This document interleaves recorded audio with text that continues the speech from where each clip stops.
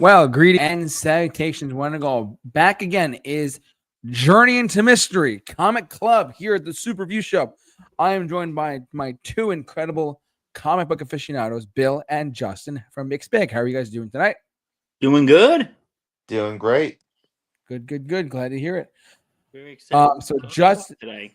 Oh yeah, so we have a really so for the next couple weeks we're going to be doing issue by issue of Batman Year One from '88. If I'm not mistaken, that's when it came out, right? 86. 86. Sorry, thank you. So I was right because 87, 88 was the Dark Knight Returns, when Batman vs Superman. So forgot about that. Right? Actually, that was 84, I believe. It was. Let me double check. Yeah, I think Dark Knight Returns came first. Knight Returns. Let me just Because it Dark Knight 86. Returns was sort of his Elseworld proof of concept. Yes. And then they gave him the opportunity to retell Batman's origin for the new age. Yeah.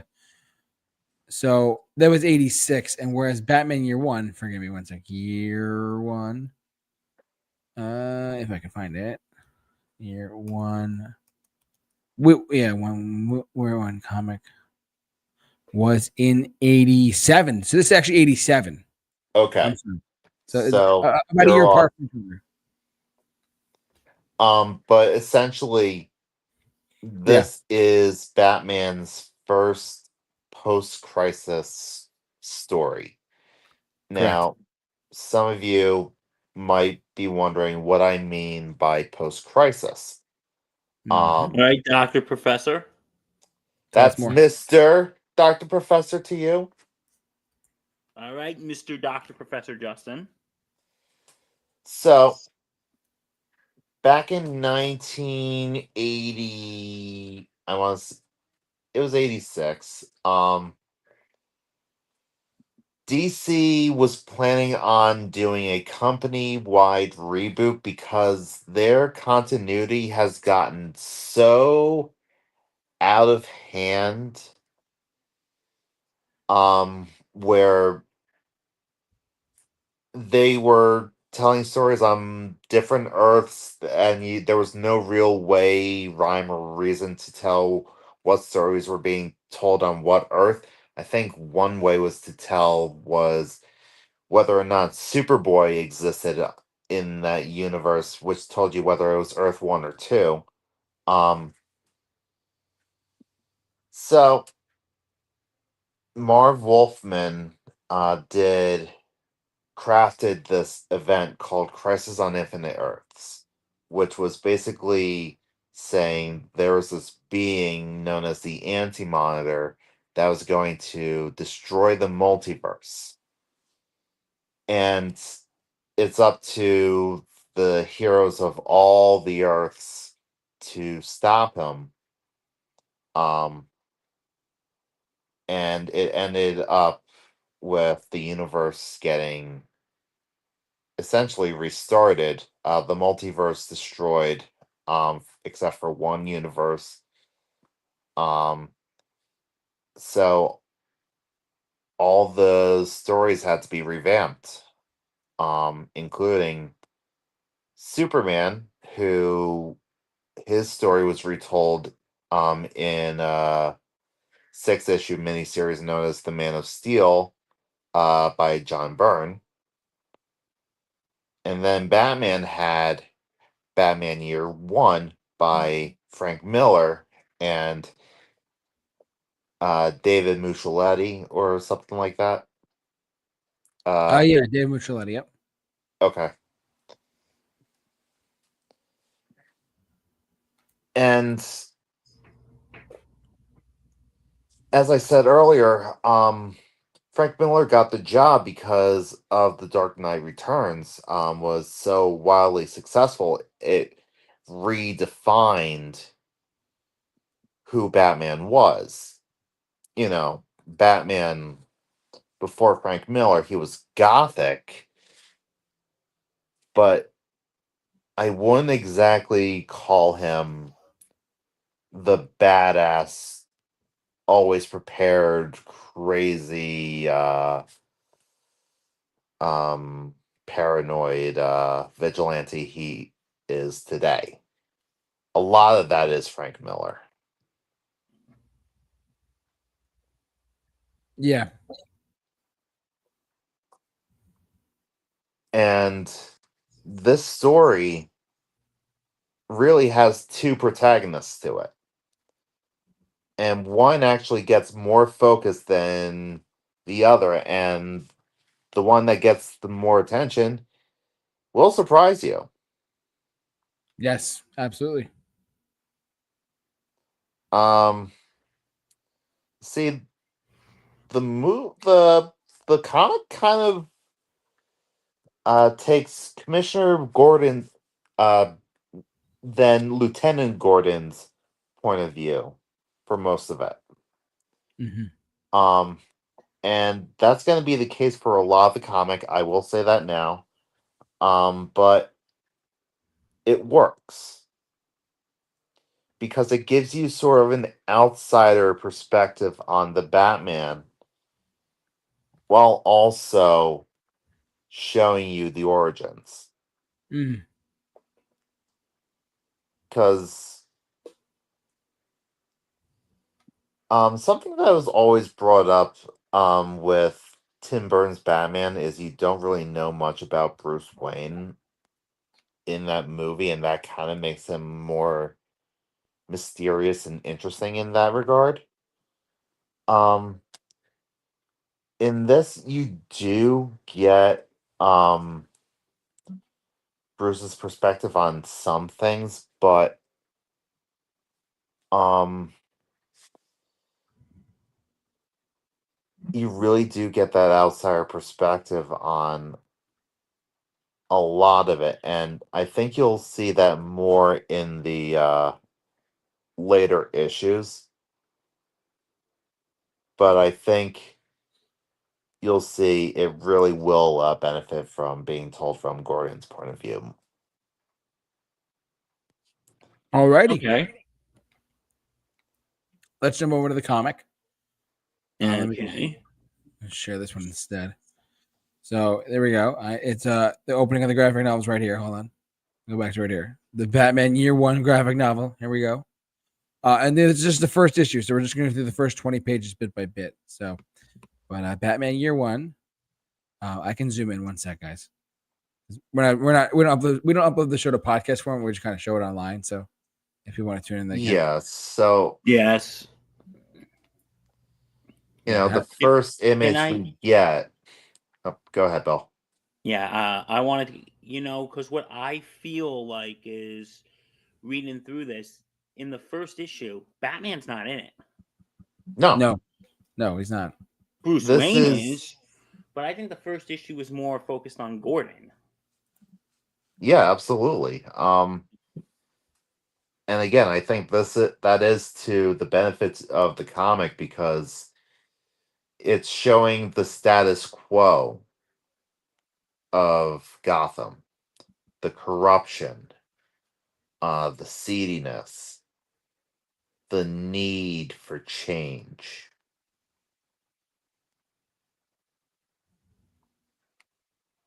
Yeah.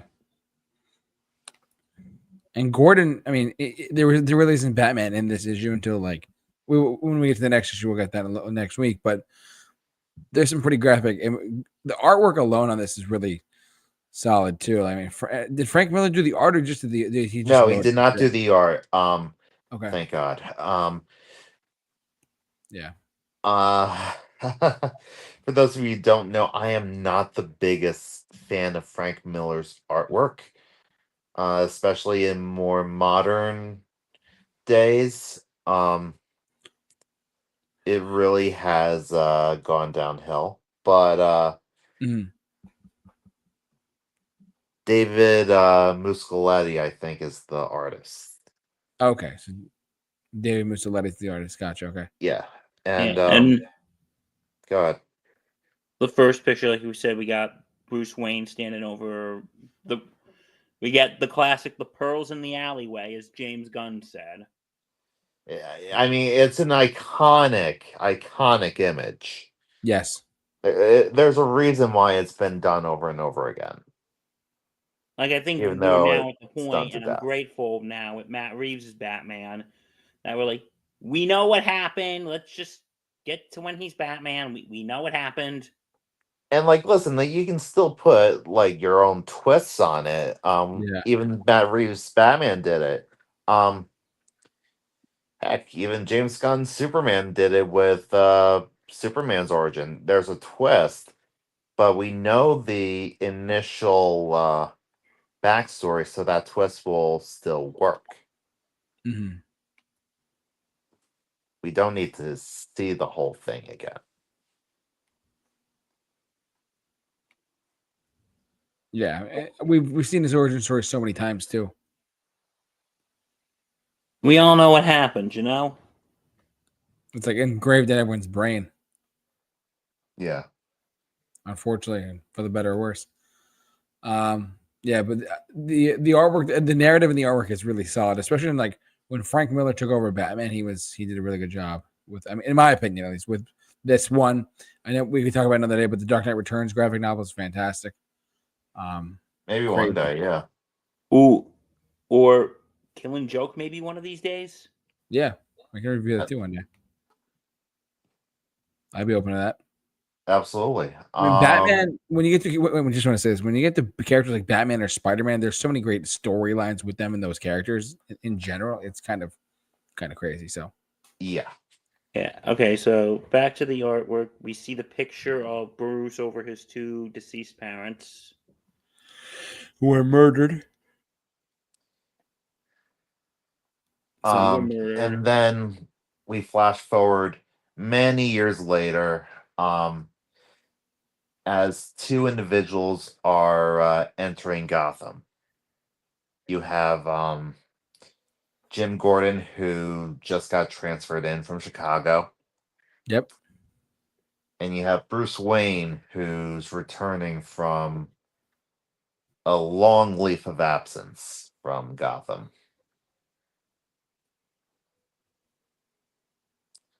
Yeah, Bruce Wayne's back, and so is Christopher Gordon's this new guy. And I really like that you get in both of their heads. Like, and Oh both yeah, of them have their own unique fonts, their own unique dictions.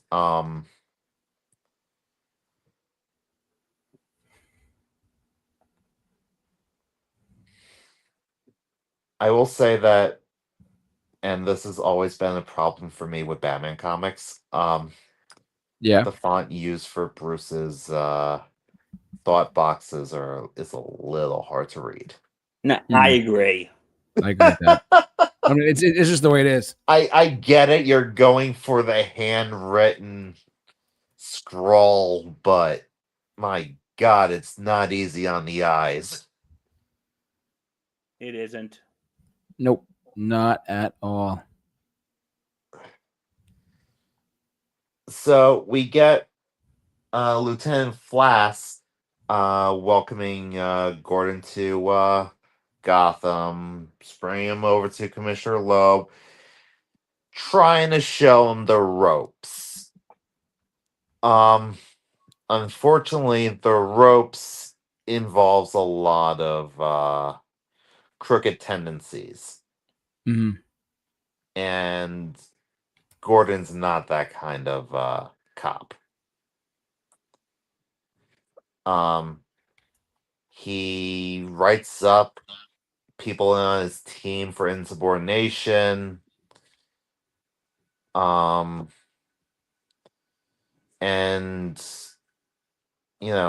Commissioner Lowe basically says, "Listen, Flass, don't do anything while I'm here. I'm gone in 2 weeks for a summit." Okay. He's smart. So he waits the 2 weeks and gets a bunch of his guys in the middle of the night where no one's watching and beats the living shit out of Gordon. Yeah. Yeah, when they're hitting him with bats, and he's like, "Please, my wife's pregnant." Mm-hmm. And they're saying, think of your wife. And that's how Gordon's able to pin it on them.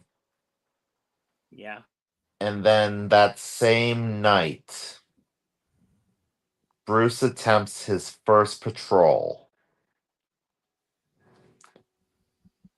And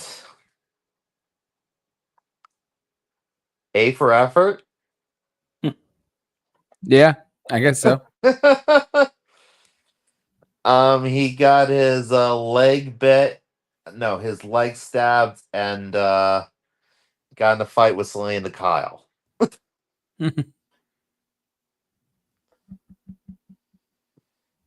By the way, Bill, I know I said that there weren't any supervillains in this. Yeah, because Catwoman did make an appearance. I was gonna ask because I was reading it, but I was also doing the dramatic reading because for those of you who don't know, I'm what's called an auditory learner. I process information more by listening Yeah, than me I do too. by But reading. And it said Selena. It's not that I wasn't reading the comics, just that I didn't see that. But when I read it, like Selena, I'm like, wait, is that Selena Kyle? Yep.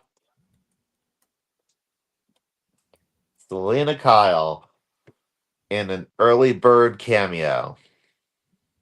And she's like in a nightclub or something. mm-hmm. She's Yeah, a back hooker. at the time. Yeah.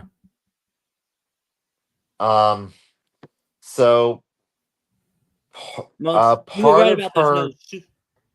You were right that there's no supervillain because she's not Catwoman. She's just Selena Kyle. Exactly. She doesn't become Catwoman until a little later down the line. There's actually a Catwoman miniseries that sort of goes in tangent with this comic. And it actually goes into that Selena Kyle was actually trained by, of all people, Wildcat. Oh wow. Yeah. I kind of tried to do this undertaking a while back to read all of the post-crisis DC comics Mm-hmm. in chronological in DC historical order. Yeah. Word of advice: don't do that. It will blow up your brain. Yeah. Yeah. Unfortunately, just Wait, to what be would blow up your brain? I'm sorry, what was that? I tried to read, not only read, but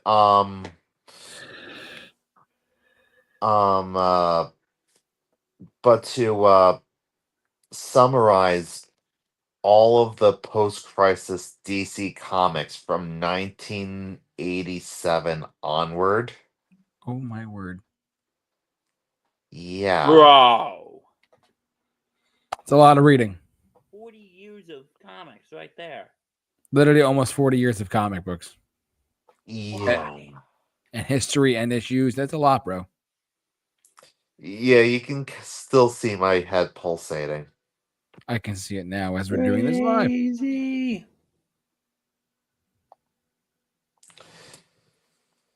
Why?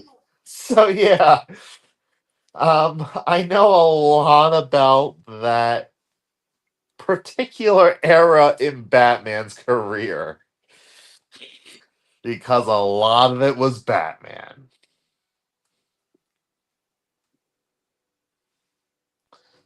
Crazy.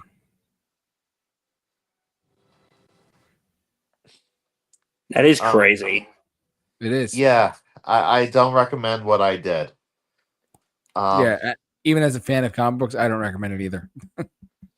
And the crazy part is I might not give it up. Oh god. Justin, please, we don't want your brain to blow up.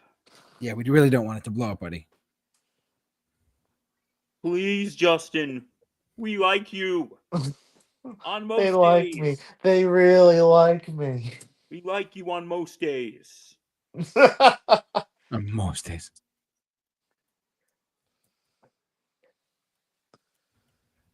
There are some days, not so much. But please, this is one of the days we like you. Okay. Okay, but okay, so why were you dissecting every single comic?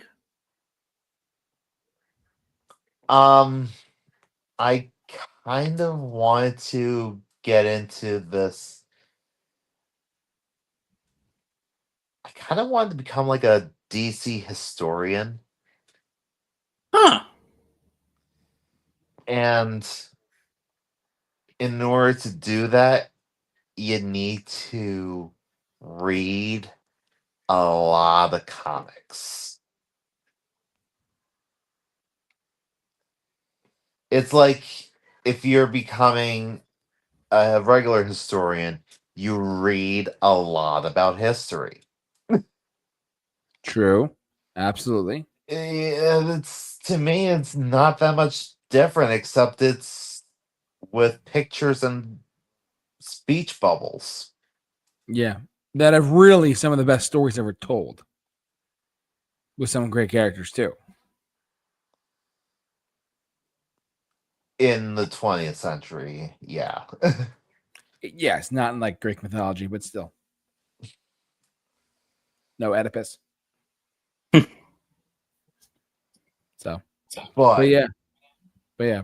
but yeah, I went under that huge undertaking, and I learned a lot about Batman's first couple of years. Because I read year one, I read Long Halloween, I read Dark Victory. I read a bunch of the Legends of the Dark Knight comics. Did you read Killing Joke at all or no? I owned it. Oh well, there you go. Sorry, take that. I actually lent Bill my copy of it, which Hey, listen. We can talk about this off screen. Bill, it's fine. No, it's on Hoopla. If we ever do it, I can. I know, but I have super easy access to it. So if you want to keep it, it's fine. Yeah, we'll discuss this later. But can I ask a question here? Is it true Batman Begins was based off of Batman Year One, right? I Loosely. mean, a little bit, yeah. A good chunk of it. Yeah, A not good all of it. chunk of it. I mean, Commissioner Loeb was the commissioner in both Batman Begins and in Batman Year One. The relationship between Batman and Gordon was absolutely The same. yeah. Yeah. But the difference, I think, though, is that in the comics, Loeb is very corrupt. Because remember, there is early on in the comic, Harvey Dent withdrew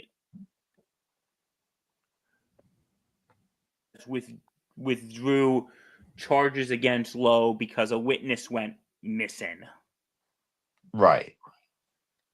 So, but in the films, because Loeb is in the Nolan films, he's not in the Burton films. Yeah. He's not in the Schumacher films. Correct. In the Reeves film, was Gordon commissioner yet? Was he still like lieutenant or captain or whatever? In the Reeves film, he is still lieutenant. Okay, so he's not commissioner yet. Not yet. Although the commissioner does die in the movie, so yes. So, but Loeb is he's kind of just there. Yeah.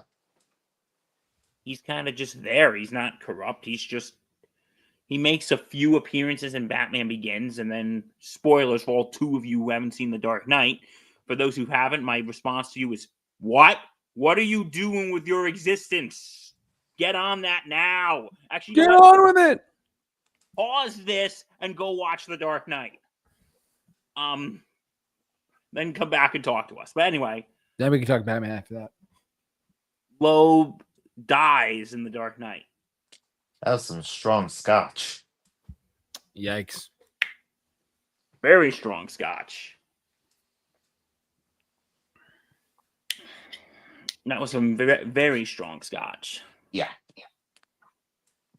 But yes, you can definitely see that Batman Begins takes cues from Batman Year One. You can actually see a little bit of the Batman in Batman Year One in the Batman. Selena Kyle being Yeah, I was gonna ask on the about that. streets. It shows it right here. That was that's a Frank Miller special. Yes. Selena on the streets, because I remember that also being in the Batman. I was actually gonna ask you about that, but I totally just left my brain. Yeah, so Selena Kyle growing up as a street urchin and as a hooker, that was a product of Frank Miller. He really likes those kind of tropes for some reason. Mm-hmm. Sure does. Now the bit about in the Batman where Selena Kyle is the daughter of Carmine Falcone, that is actually from The Long Halloween. Oh, Huh. elements of that. Well, put in there. technically it's from Dark Victory. Okay. But it's from the whole Jeff Loeb, Tim Sale Batman saga. Gotcha. Because the actual comic that explored it was called Catwoman when in Rome. Okay.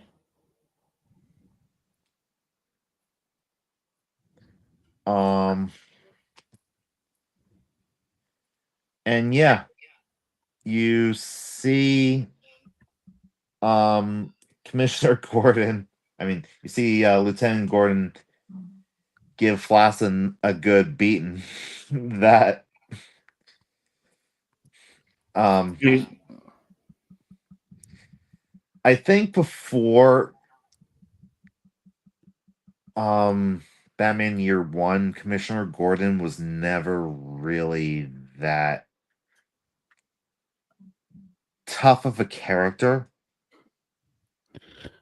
If I remember correctly, he had a heart attack from a prank that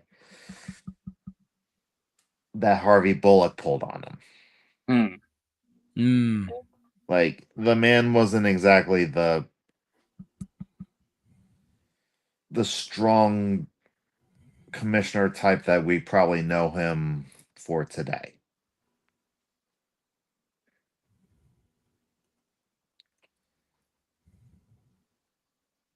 And this is Commissioner Loeb. I'm talking about Gordon. Because this Gordon can actually kick ass. Yes.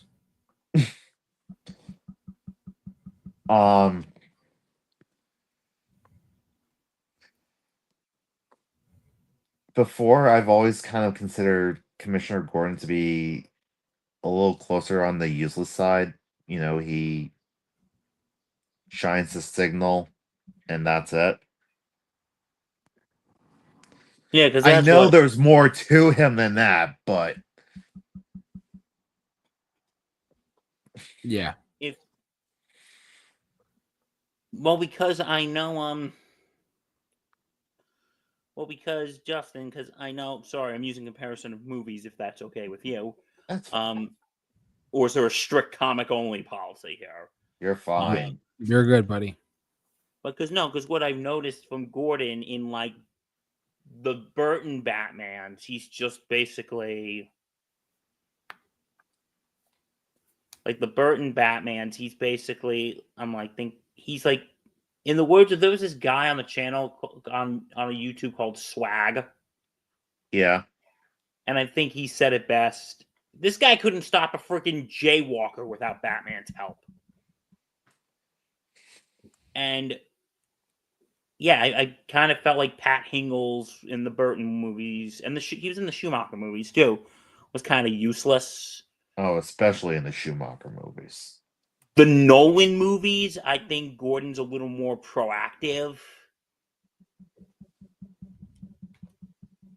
And the Reeves movies, he's essentially second protagonist. Yeah, or even in the Snyder Batman v Superman and No. Justice League, Gordon works with Batman. Oh no, wait, I'm getting confused with Alfred, am I? Sorry. But no, like in the Nolan movies and the Reese movies, Gordon is more proactive and works with Batman. Yeah, and that's the Gordon that I prefer. And I think we really have to thank this comic for it.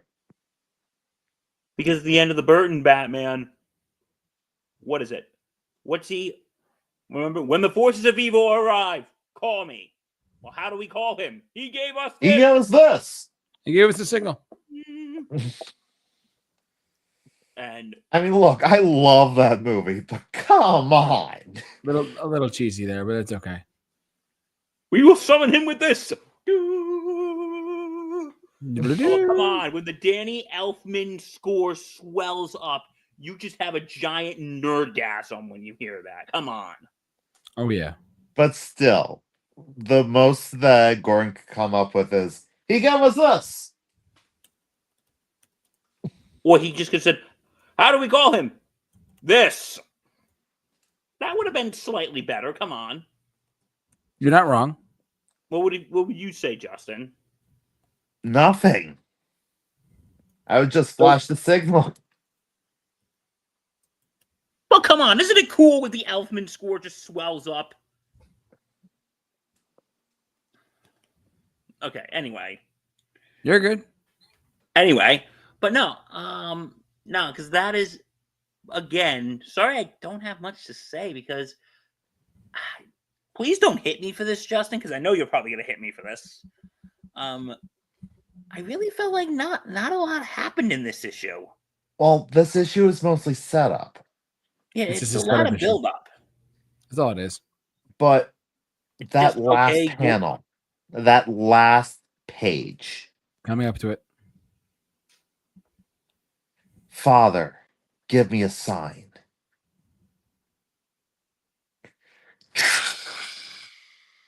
You can almost hear the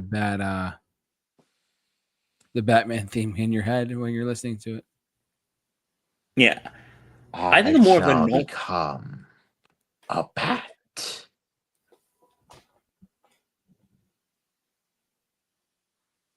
That's awesome. This is awesome right here. Yes. Yeah, that's solid. That is like the build-up, like he shall become the Bat. That's like, the Dark Knight. And I'm telling you, Bill, next issue is my favorite Batman moment ever. Oh, I'm getting excited for this, bro. My favorite Batman line ever.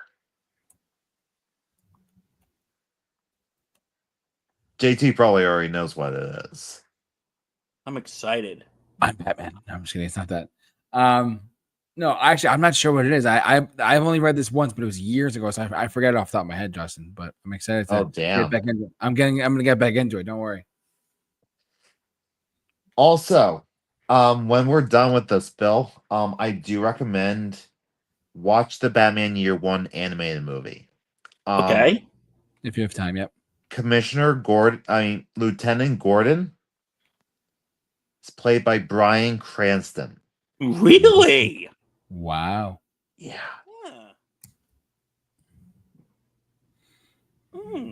I'd have to give it a watch now. Maybe wait till we're done with this. Okay. because it's a pretty faithful adaptation. So you don't want anything spoiled for you. But I'll say this. Batman does live. Okay. Spoiler for this comic, too, I guess. You know, spoiler for Batman's origin, Batman lives. Well, spoilers. Spoiler. Small spoiler. Next thing you're going to tell me, Batman's Bruce Wayne. Wow. He is? No. Whoops. I thought he was Damien Todd or whatever. No, I'm kidding. Damien Todd. I made that up. I'm just kidding. Do you mean Jason Todd? And I'm just kidding. Go on. No. Overall, though, it's I think it's nice build up. The thing is, though, we know the story, you know. Yeah, Yeah. it's been told a lot, but it's a good setup, though. You got to admit. I mean, it definitely sets up the stakes for Gordon, you know, having to care for his pregnant wife. And, you know, there's some things that happen that you probably don't know about.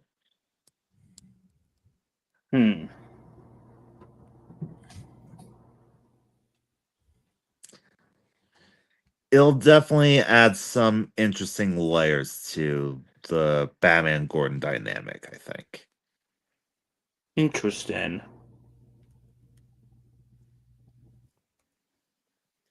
So yeah, Batman Year One, Issue 1, in the bag. Next week In we the- have issue. Go ahead. In the mixed bag. But bing. I'm getting booed for that one, aren't I? Boo. No, I'm just kidding. You're fine. Why is there Enough. always someone who brings eggs and tomatoes to a speech? Oh God.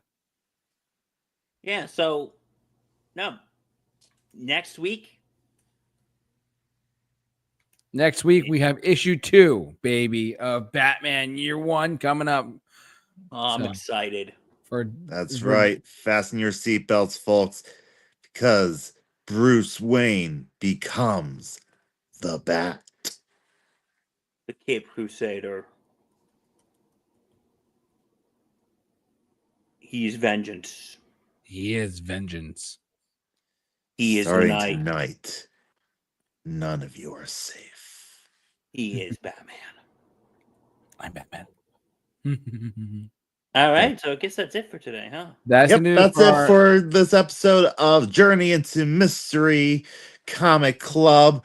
Tune in next week for Batman issue 405 for our Batman Year 1 month, basically. Yeah. So, home on the Batman. So there you go. Can't wait, buddy. Yeah, issue JT, 2. you want to take us out? I'll take us out. Thank you so much for watching and enjoying our discussion about Batman Year 1 from 1987, issue number 1. So tune in next week for issue number 2 of Batman Year 1, issue number 2. As Justin said, his favorite Batman moment is coming up next week. I'm very excited to see what he has to say, what Batman says about that too, and where it goes from there. If you like what you've seen here, please subscribe to us on podcast format. We are available on Spotify and Apple Podcasts. Please tune in over there as well. And Bill has some sort of sports thing he does. Don't forget to check out the Sports Insanity podcast on the Sports Insanity Network. Check us out. We are on all platforms. Yes, in the link below of this video, you'll be able to click on their show too. Tomorrow's show, Reg and I are going to be discussing the trade deadline. Oh yeah, big moves were made today, buddy. Yeah, big moves were made today. And plus, that rain delay took forever. It really did. It's They really shocking. should have just called the game. They should have. I know. Anyways, I guarantee you, if that was because I was hearing that because it was the bottom of the 5th that they called it would have been official anyway. So it was in the 5th inning though. Either way, so yeah, I thought it was they have to play five full innings.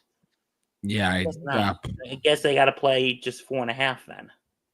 I guess so. Well, anyways, but it was the 5th inning, so I checked. So, it's all good though. But yeah, but if you like us here, follow us on social media platforms simply at the Super Review Show as well. But for all of us here at Journey into Mystery Comic Club, please, everyone out there, stay safe, take care, and be awesome. Stay awesome. Excelsior. Wrong one. It's okay.